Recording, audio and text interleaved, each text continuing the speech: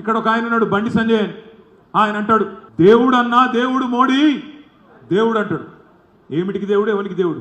40 రూపాయలు ఉన్న పెట్రోల్ను 110 రూపాయలు చేసినందుకు దేవుడా? 400 రూపాయలు ఉన్న సిలిండర్ను 1200 రూపాయలు చేసినందుకు దేవుడా?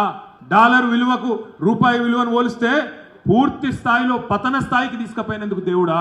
నిరుద్యోగాన్ని, ద్రవ్యోల్బణాన్ని, నిత్యావసర వస్తువుల ధరలు ఆకాశం అంటేతందుకు తీసుకుపోయినందుకు దేవుడా? ఎవరికి దేవుడు, ఎందుకు దేవుడు? మహిళలకు దేవుడా, పిల్లలకు దేవుడా?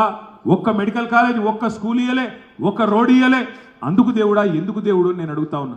ఏం చేసిండ్రయ్యా మీరు అని అడిగితే ఒకటి చెప్తారు, జై శ్రీరామ్. గద్దప్పు ఇంకోటి ఏం లేదు చెప్తాను.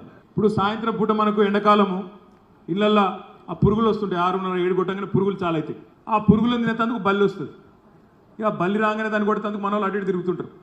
ఆయనతో ఆ బల్లి పోయి దేవుని పటం మీద కూర్చున్నది అనుకో, మనం ఏమనం, ఎందుకు దేవుడు ముడదామంటే భయం. బీజేపీ కథ కూడా అట్లే ఉంది. ఏమన్నా అంటే జై శ్రీరామ్, ఏం చేసినవరా అంటే జై శ్రీరామ్.